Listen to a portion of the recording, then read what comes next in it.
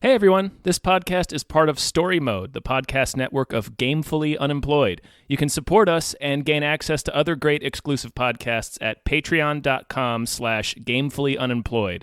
That's patreon.com/GAMEFULLY unemployed, which is spelled like it sounds.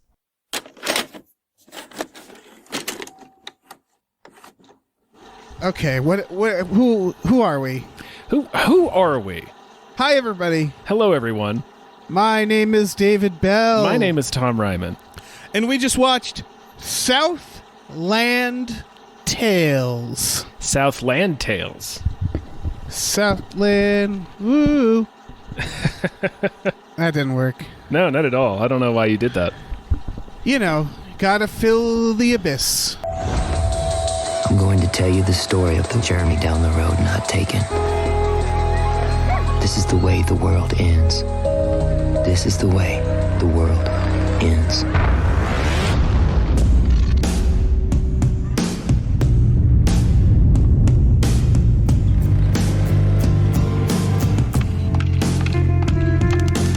These are the sordid tales of how it all came crashing down. This is an epic Los Angeles crime saga. And you're researching your role? Yes, it takes place in the near future. Scientists are saying the future is going to be far more futuristic than they originally predicted. You're gonna have to wear a bulletproof vest. Shit, folks, it's Thursday. It's a Patreon. We just watched classic, brought to you by Norm from Cheers. Thank you, Norm. Thank you, Norm from Cheers, for telling us to watch the 2005? 2006 follow-up to Donnie Darko, Southland Tales. Yeah, it's the director Donnie Darko and writer who went on to make The Box, and now I assume and then fucking nothing. I think they threw him in prison after that. Yeah, I think so too. Yeah. Tom, what did you think of Southland Tales?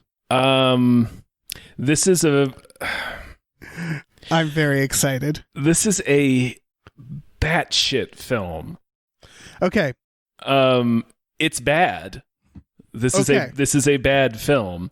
But you enjoyed it, didn't you, Tom? Not really. I enjoyed parts of it, but it was I think it's my God. Okay, it's like a post-apocalyptic black comedy satire, and I think it tries way too hard to be satirical. Extremely hard. It reminds me of American Dreams with a Z, where that Bush era satire that feels so hilariously naive now.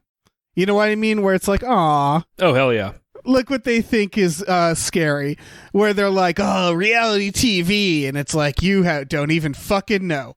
We're going to have a game show host president. Mm-hmm. You know, it's so naive and funny. That said, and I agree with you that it is a bad film. This is a bad film. This is a extremely bad film. This film famously was screened at Cannes as in competition for the Palme d'Or, and was fucking booed. They booed this movie. That checks out. Okay, all that said, I think I love this film. Why? I don't know. How? Well, okay. Here's what I think. Mm-hmm. Yes, it's a terrible film. I'm never going to blame anybody for not liking this film. Mm-hmm. I love the novelty of it. I don't love it the way I love a good film.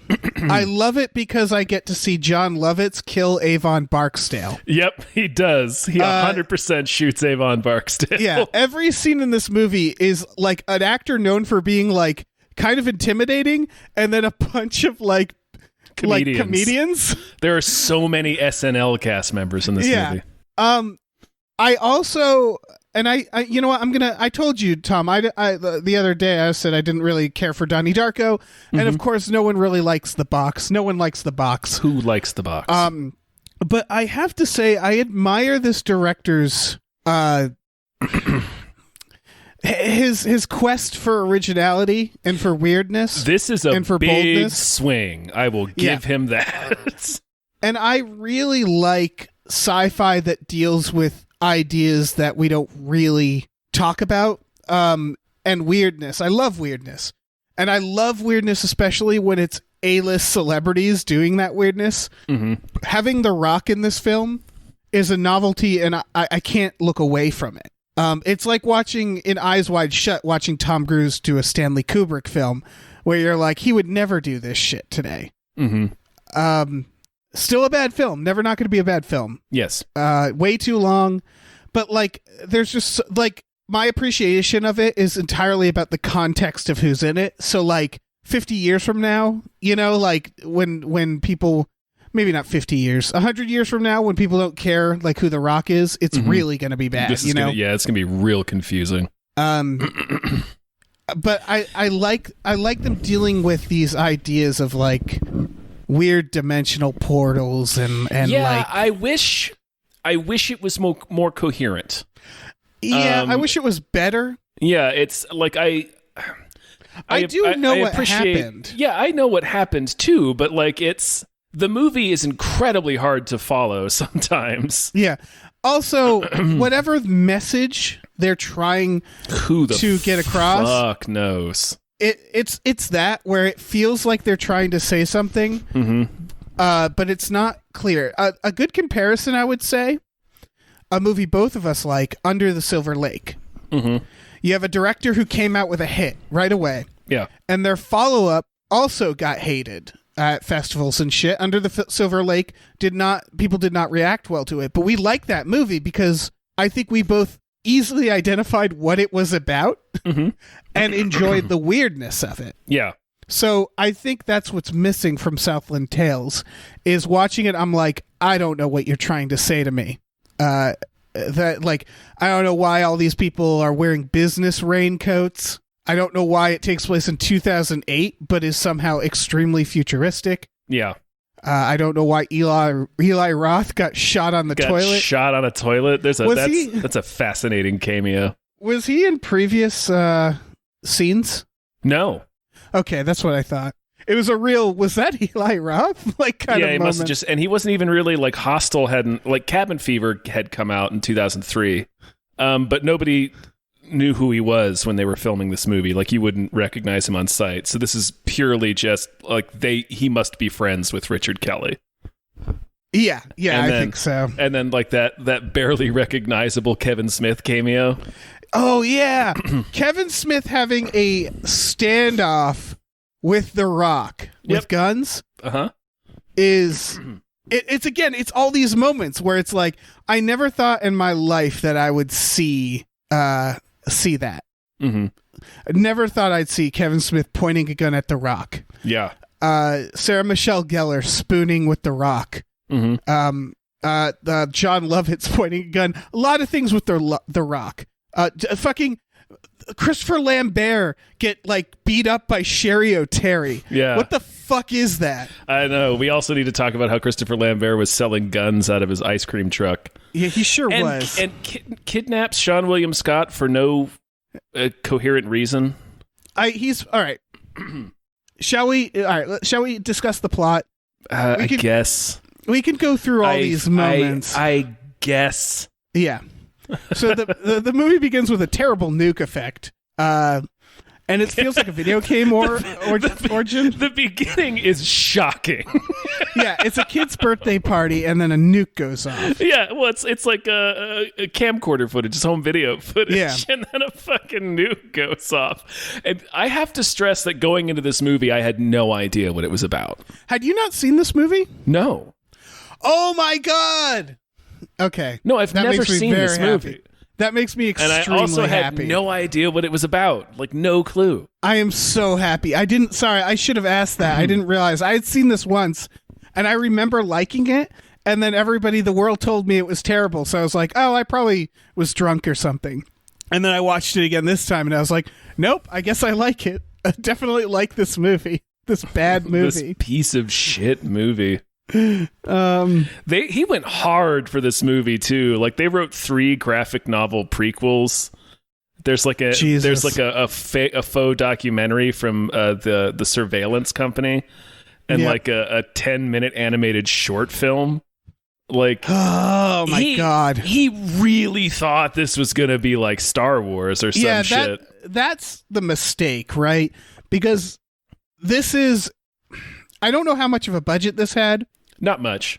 Okay, good, because this isn't that. It's a surreal experimental film. I think Donnie Darko, like, people must have known that, like, you can't make a film like Donnie Darko and like the next thing you make, they must have known that wasn't going to be coherent, you know?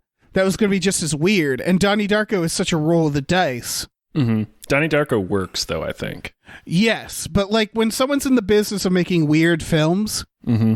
generally speaking, like I think of Zoe Bowie. That's another good example. Is like high or M. Night Shyamalan. When you're making like high concept weird ideas, you probably only have one or two before it starts becoming real bullshit, or it'll be really hit or miss along the way, right? Like it's just a real easy burnout thing. Which is why I feel like a lot of these directors are like, yeah, I'll do a superhero film, fuck it. Because you just can't keep that up. Yeah. And so you make something like Donnie Darko, it's like you won't be able to put someone in a world that weird again. Like that was a lot of factors. So my point being that I don't know why anybody would look at the script for Southland Tales and be like, gonna be a hit. It's like, no, of course not. No. It'll be a cult classic at best. Yeah, it feels like, and he's mentioned that one of his biggest influences in filmmaking in general is Brazil. Oh yeah. And yeah, that's that. I kept thinking about that. As I was watching this movie, I was like, oh, this is like Brazil but bad. Yeah. And Terry Gilliam also, his highest grossing movie was 12 Monkeys. Yeah. So like even Terry Gilliam, who's like successfully done these types of films, doesn't actually make money doing them. No, films don't. But Terry Gilliam has made films. Richard Kelly has made 3. Exactly. Like, so I guess that's what I'm saying is that there you can't go right from Donnie Darko to Southland Tales and expect people to give you the benefit of the doubt, you know, to work with you on watching this movie. So so the America gets nuked by, I guess, terrorists. it's just terrorists. And yeah, then we go to war with Middle Eastistan. Like it's like every stereotypical enemy of the United States. It's really, again, we're talking about a time where like the Patriot Act was being talked about. Yes, it already existed at this point. Right. So it's like It's very clearly they're not wrong about like police brutality, for example, but it's a very I want to talk about that though. Yeah, but it's a very 2006 view of like cynical view of dystopia based on Bush era politics. Right. Yeah. So it's like Patriot Act, hardcore Patriot Act, every big war in the Middle East. Yeah. Southern politicians, like spying, like NSA type stuff. And none of it's necessarily wrong. It's just funny that it takes place in 2008. And so, okay. So this is the movie is narrated by Justin Timberlake. I feel like that's important to know. It sure is. Which oddly enough, you could remove him from the film. You could. His character doesn't matter. His character does not matter. It's about a boxer who goes missing. The boxer is played by... He's not a... His name is Boxer. He's an actor. He's a movie star. Yeah. He's a movie star named Boxer. Fucking Boxer. I was just... the word boxer was in my head. He's The Rock. It's about a movie star who goes missing who looks like The Rock. And he gets like kidnapped. He has no memory and he gets kidnapped by like Marxist terrorists, played mainly by like SNL comedians. cast members. SNL cast members. Yeah. Almost exclusively. It's Nora Dunn, Sherry O'Terry, Amy Poehler. Yeah. Jon Lovitz. Jon Lovitz is in there. And then there's, okay. So that's happening. At the same time, the Middle East, since it provided oil, we like needed new energy or something. I wrote the line because some of the lines in this are terrible. The line is the war machine was running out of gas and there was no alternative fuel. That is. Yeah. No, the goodness. dialogue in this movie is horseshit. Yes. It's got a lot of pretentious, like there's like sections, but not really. The first section is part 4, Temptation Waits. And then I think there's only one other section called Wave of Mutilation after the Pixies song. I think there's 3. Are there 3? But they don't start at 1. No, they start at 4. And then like this is okay. This is part of what's confusing about the fucking film because like you mentioned how it's not going to make much sense in 100 years. It didn't make much sense 15 years later because it starts with like a 5-minute news chyron, like a news broadcast. It's because they had so much to front load. Right, that but they're just like, let's just pull all this bullshit. Yeah, they're doing it as a news broadcast, but like there's a ticker running at the bottom and there's things running on the side that are trying to convey what the universe is, and it's simply too much information. And on the right-hand side, they have 3 sections listed as what was it? Oh, 2 roads diverge, fingerprints, and the mechanicals are numbered 1, 2, and 3 on the side. And I'm sitting there like, what the fuck is that? Like, it drove me crazy because I thought I was missing something. And then the movie starts, and it starts on 4, Temptation Waits, and then 5, Memory Gospel, and 6, Wave of Mutilation. Got it. But those first 3 chapters are the fucking graphic novels he wrote, the prequels. Got it. And there's no way for you to know that. No, of course not. I only know that because I looked it up on Wikipedia. So it's like the first 5 minutes of this movie are so confusing. He really thought that people love Donnie Darko so much that they're willing to do like work for the movie. Donnie Darko did have a viral website. Right. Oh, and that's the other thing is this is a little past the Blair Witch era, but it was still in the viral website phase of filmmaking, I feel like. Kind of. Yeah, a little bit. Like not as much not as much. Dark Knight really brought it back, but then it kind of went away again after that. Jesus Christ. So we're making, there's a perpetual motion ocean machine created by Wallace Shawn. Mm-hmm. And with the help of not Curtis Armstrong. He's the other. It is Curtis Armstrong. No, he's the senator guy's assistant. He's not Wallace Shawn's. Oh, is he not? I thought he's the one standing on the beach with him when they give the press conference about the. You're right. He is there. He also goes and gets the rock later. So that's why. Okay, so he's just part of it. There's generations of comedians in this. Yeah.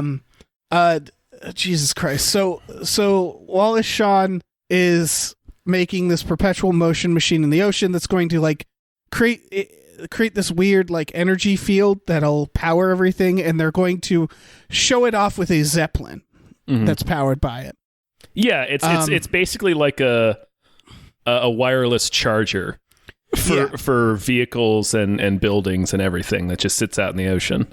Meanwhile, there's a Proposition 69, which I forget what the actual proposition is. It's like to defund the surveillance or strip the powers from the surveillance organization. There's also a presidential election, and it's all coming down to California, which is very unrealistic, but sure.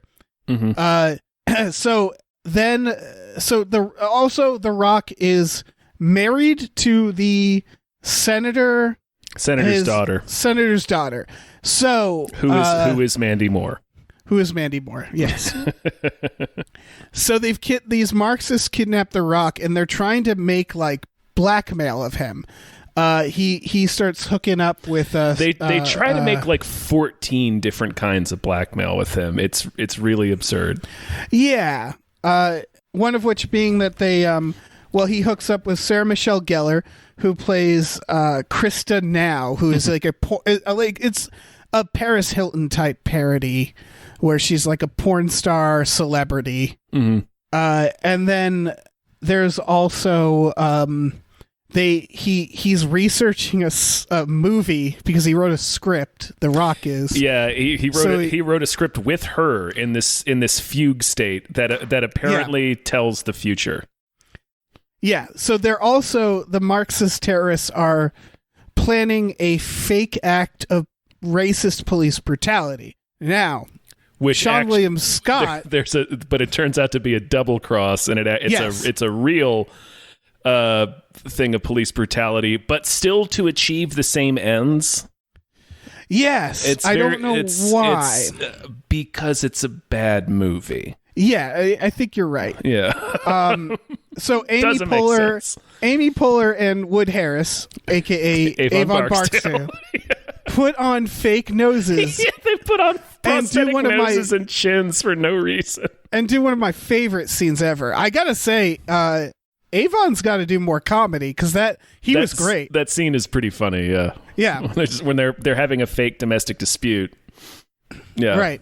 Meanwhile, so the cop is played by Sean William Scott, is the twin brother of a actual cop that they kidnapped, and they're using the twin brother to pretend to be a racist cop. Right, and do this shooting. They tell him his brother is racist, and but he doesn't remember anything.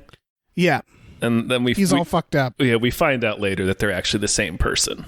Yeah, I was getting to it. I'm getting to it, Tom.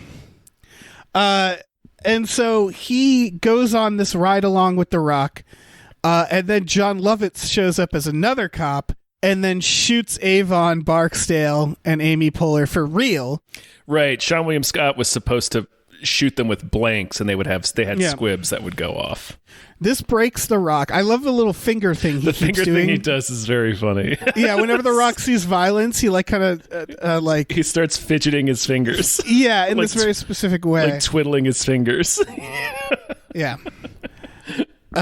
So The Rock is sort of he doesn't have a memory. He's been with this weird Marxist group.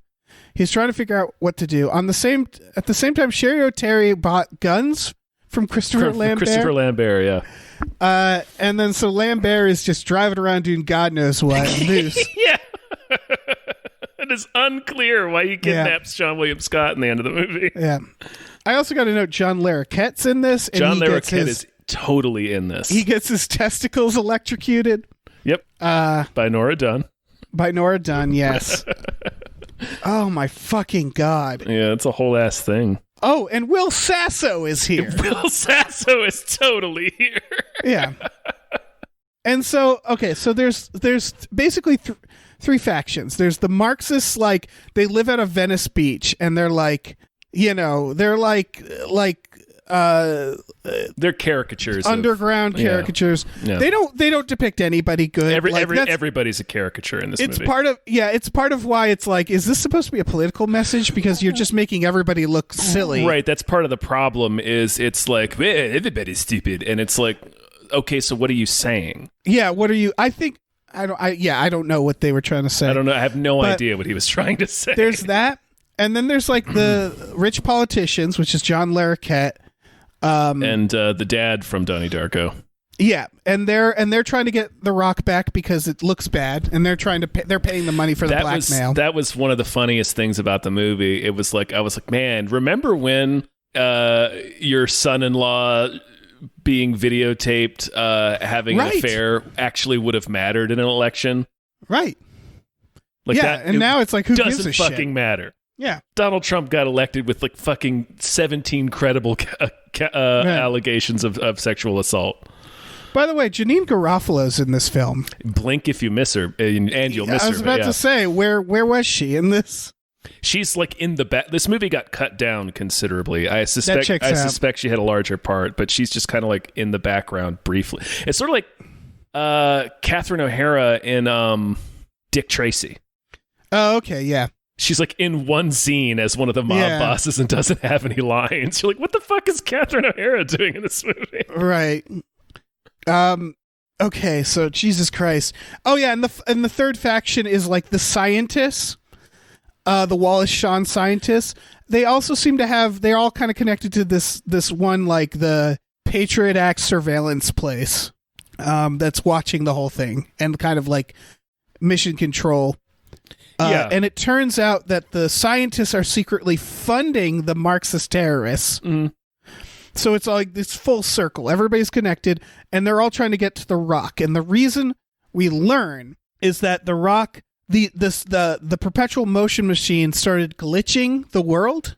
It changed the tides, which changed it slowed the rotation of the Earth, and like some quantum shit started happening. Exactly. And this is the stuff, like, if this was a lobster, this movie, this is the meat that you could crack open all the horror and awful stuff, and you get this, like, little chunk of meat, which is why lobsters suck. But, like, this is, like, the nice little nom, nom, nom, nom. It's like, okay, perpetual motion machine created a weird rift thing. In time and space. In time and space. Cool idea. He loves that shit. Yeah. That's what Donnie Darko's about too. He loves the time and space shit, which is why I'm like, I appreciate that, because I think there hasn't been a good film really covering that weird shit, that good weird quantum reality shit. So they find out that in like a random place in the desert, they like made a rift in the fourth dimension, and they know they need to gloss this over. They send like monkeys through, and the monkeys all die. So they're like, so we sent a celebrity, and like they don't really explain why they chose a celebrity. They don't. They just kind of say, like, there's a couple of moments like that where it's like, and it seems like a parody when they do it. Because it's just they're having this meeting with The Rock where they're explaining to him how it happened, and he says something like, "Of course, you can't send a monkey through. Its soul, its monkey soul can't withstand." Because Richard Kelly also writes a lot about religion. Yeah. Is the monkey soul can't withstand it, and so they said that's right, and so we reasoned that we had to do a human trial, and of course we decided to send. And then The Rock's like, a celebrity, and they're like, exactly. Right. And then they just keep going. A lot of this film is like, I can't tell what they know is funny and what they don't realize is funny. Yeah, and like in the very next scene, he walks out and confronts Bai Ling, and it's like, you were there in the desert. And it's like, okay, how did you put that together? Yeah, also that scene is fucking weird. That scene is weird as they're like horny mad at each other. Yeah. And then he's like, you remote detonated the thing and killed me. Who kidnapped me? And she's like, you already know the answer to that. And he says, Officer, whatever his name is, Officer Taverner. And it's like, where did he get this information? It probably is a cut scene. It must be, but like it plays out like a fucking spoof. Right. It's so fucking weird. So, okay. So yeah, that's what we learn, is that Sean William Scott drove The Rock to this place. They both created duplicate versions of themselves. Yeah. One version of The Rock got blown up. Yeah. And this was all done by the perpetual motion people. Yeah, who are funding the Marxists. Yeah. And I think the reason they're doing this is because they actually want, like he says it, dethrone God. They're actually trying to break reality. I think is the idea, is that they're actively like take it all down. Yeah, because destroy capitalism, dethrone God. Yeah, that's repeated throughout. And Wallace Shawn's character is literally related to Karl Marx. Oh yeah.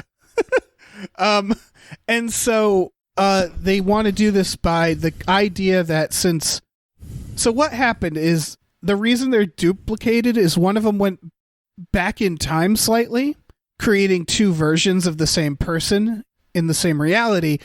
And as they put it, they're like, what do you think would even happen if they shook hands? Mm-hmm. Which is, one of those weird little science things. And so it's all moving towards Sean William Scott trying to find his brother, who doesn't realize is actually him. Mm-hmm. And they find each other in the center of downtown LA while a riot is happening. Yeah. And they grab hands, and they're in Christopher Lambert's ice cream truck. And they start floating up. At the same time, the Zeppelin is being launched. Also, Kevin Smith is there somewhere. He's like a hacker. He's like a hacker for the Marxists. He's in some fucking place, man. I don't know. Oh yeah, he's like a scientist in charge. He's in charge of all this weird multiple people. And another character who bought drugs off of Justin Timberlake, who, if you haven't noticed, we've barely mentioned because he just narrates it. He doesn't matter. He's a veteran. He's a war veteran who does weird drugs and has a music video in the middle of it. He sings not a Justin Timberlake song. No. He sings a song by the Killers. Mm-hmm. I mean, this is one of those movies that wants us to know the cool music it listens to, which, that's fine. I mean, there's like a Pixies song in it. I like Pixies. So the ice cream truck floats is at the same level as the Zeppelin. This character, because it's a ice cream truck filled with guns, uses a rocket launcher, blows up the Zeppelin. I forgot the dance number between Sarah Michelle Gellar and The Rock. Yeah, and her that hair happens on the Zeppelin. Her hair suddenly changes color, and I don't know what that means. They also seem to one of them has a dream that he's going to die, and there's this weird psychic I'm not going to die, and then they start obsessing over the idea that he didn't commit suicide because he's a pimp, and pimps don't commit suicide. Yeah. And they only introduced that in the last 20 minutes of the movie. Yeah. And then it ends on Sean William Scott. Also, Justin Timberlake being and Sean William Scott, the man who touched himself and I guess became the new Messiah, is the idea is that's what actually happens. He becomes the new Messiah by touching himself like his other self. And it's this 2001 type ending. And then he says and because he's a fucking pimp or something. Yeah, because he's a pimp and pimps don't And I kill was themselves. why are we calling things pimps all of a sudden? Because it's 2006. Right, but it's literally in the last 20 minutes of the movie. It's not a running joke or anything. No, so it's and that's the last line of the movie. And it's what? That's a terrible way to end your film. This movie's terrible. You maniac. And I enjoyed every second. Every second. Oh, sure. Of course. Why wouldn't you? Yeah, his name's Boxer Santaris, by the way, The Rock. They all have insane names. They all have these wild ass names. And that's a joke, right? Because the idea is that they make a joke that in his screenplay, his character's name is Jericho Kane. Yeah, and they make it which is Arnold's name in End of Days. Oh, that's perfect. So that must be a joke and a meta joke because all their names are stupid. Because this is supposedly he wrote a script that is all of these events. So yeah. Right. It's this it feels like it's probably the way Under the Silver Lake is actually a meta commentary. It feels like maybe that's what this was supposed to be, but whatever it was passed right through me. Yeah. It's Jesus Christ. Can you glean any meaning from this? No, other than just pointing at these things. That's all it's really doing. It's pointing at celebrity mixing with politics, and it's pointing at infotainment, and it's pointing at dark corners of the internet, but it's not really saying anything. I think it's the Patriot Act is the first step towards a police state, and it's and so he's just I guess, I don't know. He's just kind of pointing at these things. Yeah, it's very it's really basic cynicism. I don't know. Remember that car ad where the car's fucking the other car?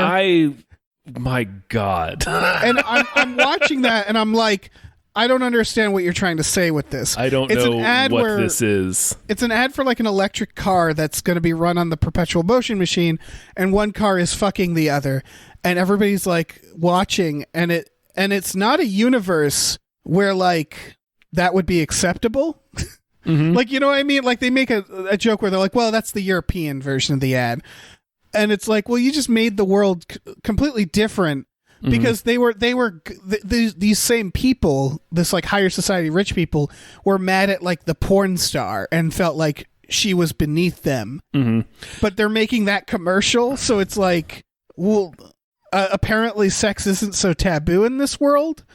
I think the attempt there was I have no idea what the commercial means, but I can see that he was trying to show how hypocritical the far right is about sex. Sure. Because They do. Well, what do? They do a the thing far where like right people in the scene are like, well, that ad's kind of weird. I mean, they're the only ones who are. Again, no fucking idea what that commercial means. I'm talking about the scene where The Rock shows up and sees Mandy Moore again, and they're like deriding Sarah Michelle Gellar because she's a porn star, and that's like gross or whatever. But then like the doctor points out that Mandy Moore is pregnant with somebody else's kid.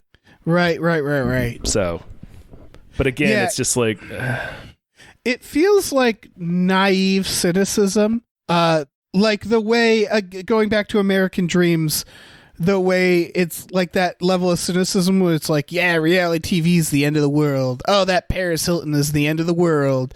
And it's like, we've always had shit like that. Yeah. Like that's not new. And it's that level of cynicism where it's like when a teenager is cynical and deep, and it's like, oh, you've only lived for 15 years. Yeah. You're just now Like- you're just now learning about things. Yeah, it feels like that a lot because it's like no direction and no focus on what they're trying to say, and like really like low hanging fruit. Yeah. But I think what it is what to me saves this film is every single performance.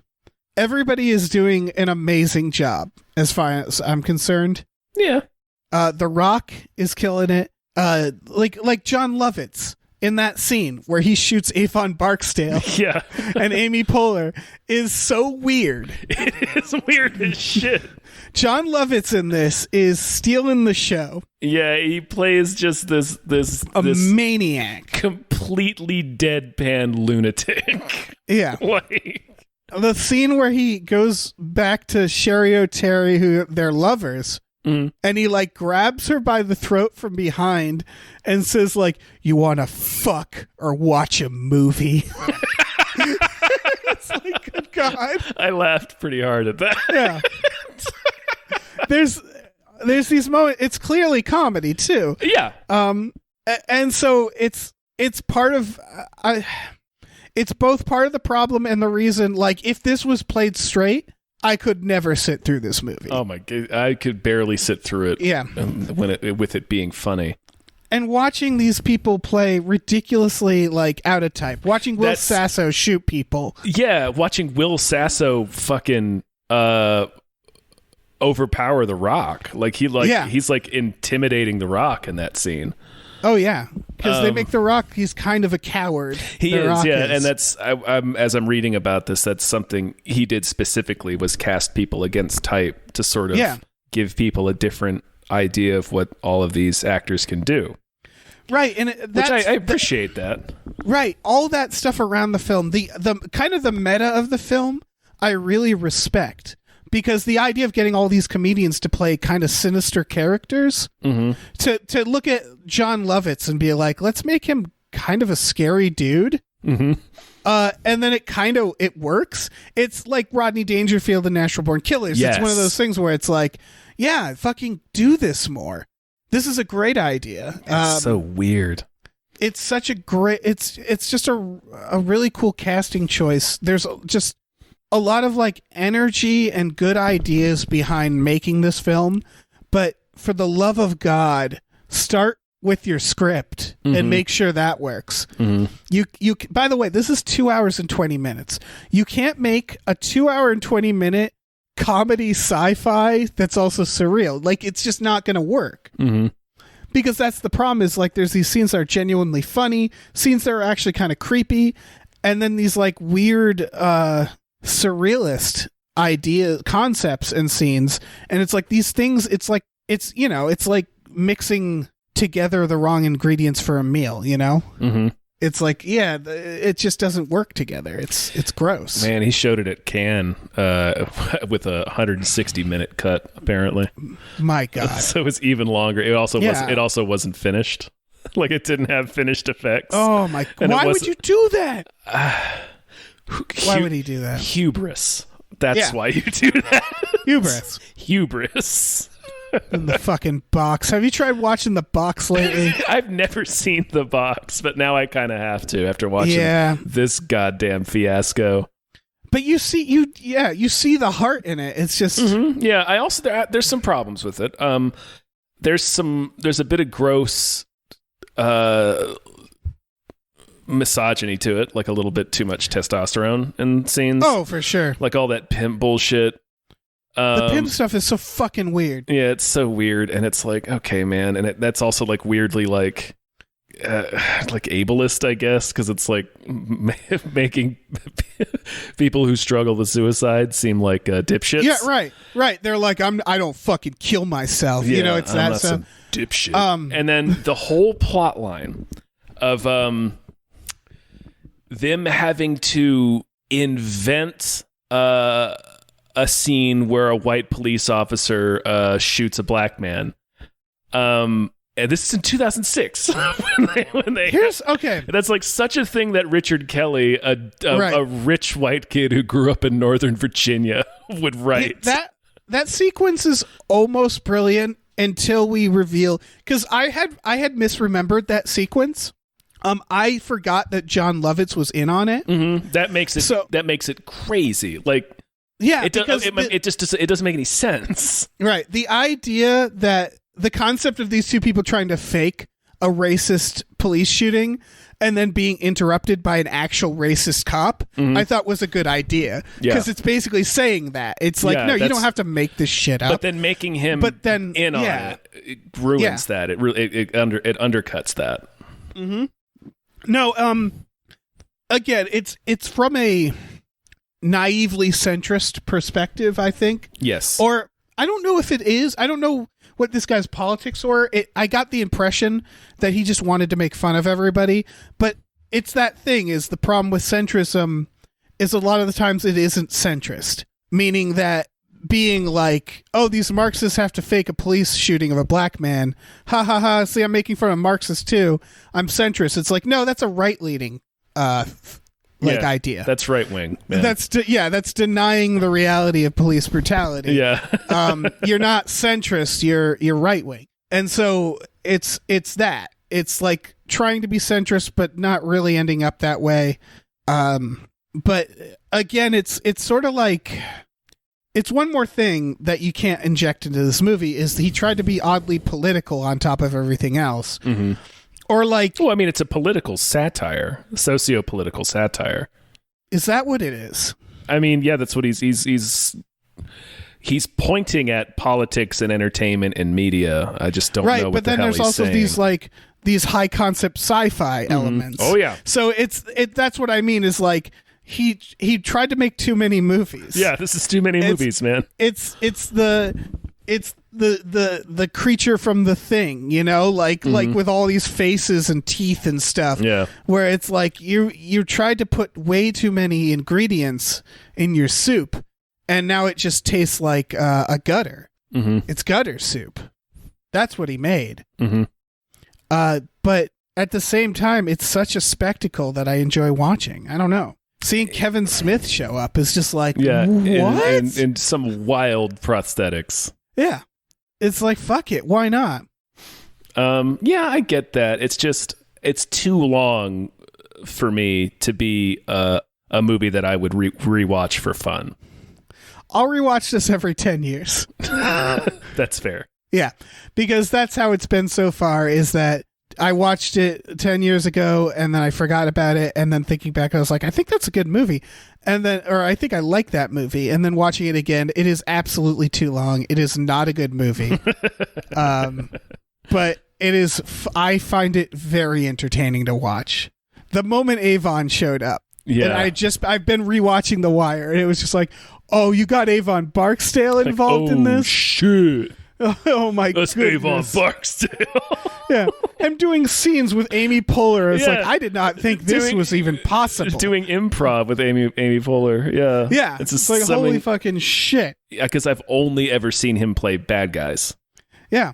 And then he has quite a career, but yeah. Yeah, I haven't seen much of it. But yeah, again, that's that against type thing. Like, he's just doing this broadly comedic role. It's so It's strange. great. Yeah. His character name is Dion Element because again, we still haven't really talked about Justin Timberlake, and again, it's because he doesn't matter. Did he ever become like a good actor? No, he's fine. He's good at comedy. Like he's funny. He's funny when he shows up on SNL. Yeah, he is. He isn't. Yeah, he's not bad. He's fine. I think the best he's been is The Social Network. Right. I knew he was in something that was like that. Yeah, that's his big one. He tried. Yeah. And Inside Llewyn Davis. I haven't seen that one yet. Llewyn Davis. Yeah. He's in a fucking Coen Brothers film. That's he's in weird. a Coen Brothers movie and a Fincher movie. Yeah, and a Richard Kelly film. Yeah, he really doesn't matter in this film. They could cut him completely out. You could remove him completely from the film and it wouldn't matter. It wouldn't change anything. It's actually one of the problems with this film is you can't quite pin down a protagonist at certain times because there's too many like it should just be The Rock and Seann William Scott, right? And Sarah Michelle Gellar, but like... Oh, yeah, and Sarah Michelle Gellar. But like, Jesus. I don't understand why Justin Timberlake is the narrator. He's just on the side like, I'm here too. And it's like, get out of here, Justin. Nobody needs you, man. No one needs you. What are you doing, JT? Yeah, it's fucking weird. Yeah. You remember the subplot of the woman who puts the gun to her head? Yeah, and then he shoots her? What the fuck was that? Yeah, there's a woman working at like their NSA who I think is just crushing on The Rock and starts like feeding into his delusions and calling him Jericho Kane. Yeah. And then she's like, he thinks he's part of the conspiracy, and she's like, meet me on Venice Beach. And then she shows up, points a gun to her head, and she's like, I'm going to shoot myself if you don't let me give you a blowjob. Yeah. And there was some fun delivery to her. Who's that actress? She looked familiar, but I don't know. There's just a part. She looked familiar to me too, but I couldn't. Like I looked her up on IMDb and I didn't recognize her name. Her delivery was very good in a lot of the lines. Yeah, well, so's The Rock in that scene where he goes like, "Okay, we can get a room at the Shutter." Yeah, it's my favorite place. Like the way he delivers it is really funny. It is really funny, but it's a weird scene. And right, then it ends with Justin Timberlake sniping her with a .50 caliber rifle. And that because she points the gun at him, I guess. Yeah. But the problem is like I feel like there's every individual scene works as a piece of like surrealist art. Like works in a way. If you showed someone just a scene from this movie, they would say, "Oh, I got to watch that movie." But because, like, Justin Timberlake, for example, why does he recognize The Rock in that scene? Because he starts watching him. Because he's a famous actor. Oh, yeah, you're right. So the idea is he's just, like, the beach security. Yeah. And then he sees her shoot. It's just it's a weird scene. It's another part of the stuff about the movie that's, like, weirdly misogynist. Yeah, and then, of course, that whole weird... office that she works at. Again, they wear see-through business raincoats. That's really strange, yeah. Yeah, and then that woman who's like married to the senator is working that main room. Miranda Richardson. Yeah, she seems like she's the villain, but she could also be completely cut from the movie, it felt like. Yeah, she's not. She does nothing for the film. Yeah, there's a lot of like loose pieces that are like their own bits, and the same with the woman on the beach is like it amounts to nothing. It's not clever, right? That all that bit does is here's what it does for the purpose of the narrative: is she shows up reciting The Rock's own screenplay to him to tell him where he needs to go. And it's like, that's the point, is it not? You guys, like, at the top of the movie, you have Justin Timberlake tell us that The Rock and Sarah Michelle Gellar have written a script that tells us the future. It's like, it's actually how the world is going to end. And but so why does he need somebody to come? Exactly. They never explain that either. They don't explain how that happens. I feel like Donnie Darko has a little of this in the box. The box actually, from what I remember, makes the most sense. Probably because it's based on something and he didn't write it himself. But Donnie Darko has a bit of that too, where it's like you get the meaning of it and you get like what happened, but it always feels like there's like, I don't know why this happened. Like, why? I also haven't watched Donnie Darko in a while, but like, I don't remember why he can see the little wormholes, or if they're actually real. I mean, I don't know. We don't need to talk about Donnie Darko. That's a whole other discussion. But it's much more clear in Donnie Darko. Oh, it's definitely more clear. I'm saying that this is that amplified a million times, where like characters, when the characters are like, "You're gonna die, The Rock," and it's like, I don't know why they know this, right? And like why does that lady is like, you got to go, and why did they write the screenplay that predicts the future? Mm-hmm. It's like, I know what's happening, I don't know why any of it's happening. Yeah, and like the guy who shoots the oh, actually, this never mind. I know why he does this, because he's actually suicidal. The guy who he shoots the rocket at the Zeppelin. Oh yeah, well he's about to get drafted, and they're in the middle of a riot, an uprising against the fascist state. So he's going to shoot the biggest symbol of the fascist state with a rocket. No, yeah, I get where he's coming from. You're on Christopher Lambert's flying ice cream truck. Yeah, what else are you gonna do? Launcher. Yeah, you're gonna shoot that blimp, man. Yeah, but yeah, like some of the weird, like, and maybe it's cutscenes. I don't know. That doesn't excuse it. Like people seem to be magical beyond just the clone stuff. Yeah, I mean, yeah. I don't know. I didn't dwell on that so much because it's kind of like. Neither did I. It's a magical universe. I guess, but. Is it supposed to be? I don't know. I feel like they could explain that with the idea that changing the tides fucked up a lot of... That's kind of how I threw it away. I was like, oh, well, that machine probably fucked everybody up. Everybody's like feeling weird. And having prophetic dreams and stuff because space and time is becoming undone. Yeah. That's probably where it's coming from. They just don't make that clear. It's very unfocused. My bigger problem is, why did another character have to show up and tell The Rock something that was in the script he wrote? Yep. Also, why did the war have to be involved? Why is this a dystopian film? No idea. Because you could make this film just take place. You could get rid of all the futuristic lore. It could just be about a group of like terrorists kidnapping a movie star, the senator, the vote, the perpetual motion machine. That can all be in there without having to do this weird like war overseas nuclear bomb thing, because the world didn't look different. I think the point was trying to make it feel as otherworldly as it is, trying to make it feel grounded and contemporary, because the Iraq War had just started. Yeah. It was meant to be topical commentary, but I don't know what the hell he's saying about any of these things. No, I have no idea what he's trying to say. Yep. This is like, it's like Zardoz, where you watch Zardoz and it's like, I feel like they were trying to say something here. I feel like this film was shouting at me, but I can't make out any of the words. And you know what? This might be The Rock's Zardoz, now that I think about it. Nothing else would be. Yeah, it would be this. Yeah, because The Rock's he's gonna live forever, or at least until he's 90 or whatever. Yeah. This is definitely the weirdest thing he's done. Yeah, and I want more of this. I want more weird ass Rock. Mm-hmm. I feel like after this debacle, he's like, never again, never trying that shit again. But like, I love seeing The Rock in something this strange. Mm-hmm. Yeah, for sure. And he's like kind of acting. He has a lot of really funny deliveries.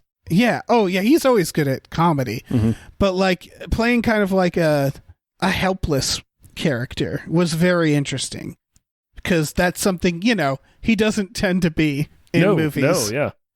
So like watching The Rock be like a human was kind of neat. Yeah. It reminded me of Schwarzenegger in that zombie one. No, not Emily. Fuck, it's a name. It's definitely a name. It's his daughter's name, yeah. Because in that one, he's still like swole up, but like he's like an old guy in that. They keep to the fact that he's old. So like he has a scene where he fights a zombie, and it is tough. Yeah, I was going to say, I haven't seen it, but my understanding is they kind of make it doesn't matter that he's strong because he's fighting zombies. Yep. Also, great idea for a movie. It's kind of a boring movie, but it's an awesome idea. It takes place, it's post-zombie apocalypse when there's still zombies, but not many. So the idea is like people are starting to live again, but like they're like, it's like bears, you know? It's like, well, watch out for a zombie. Like there's like strays still is the idea. It's a cool movie. Check it out.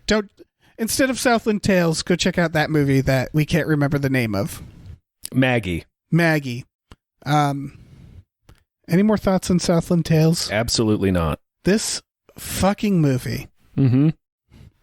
I would say if you see this on Netflix or a streaming service for free, put it on. And then if you feel like shutting it off, do that. Yeah. You know?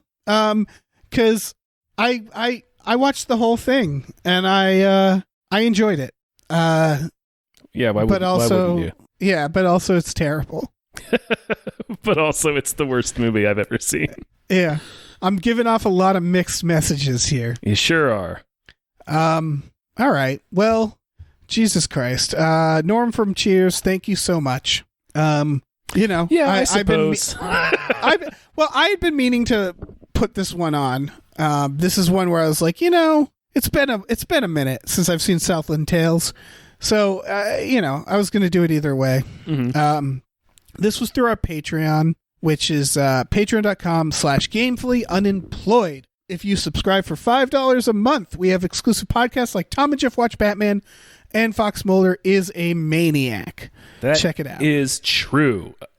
We also have a store, tpublic.com/stores/gamefully unemployed, where you can get t-shirts, masks, mugs, stickers, posters, all kinds of things. We're adding new stuff fairly regularly, so check that out. Check it out. It's fun, baby. Yeah. Was this anything?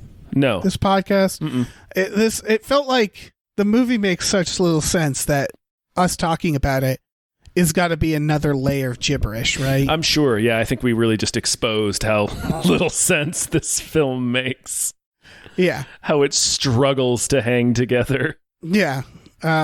Whatever. It's a movie, I swear. Fucking look, Jon Lovitz gets Avon Barksdale. Yeah, he just Jesus shoots him right Christ. in the chest. Omar was trying to do that forever, and Jon Lovitz takes care of it. Yeah.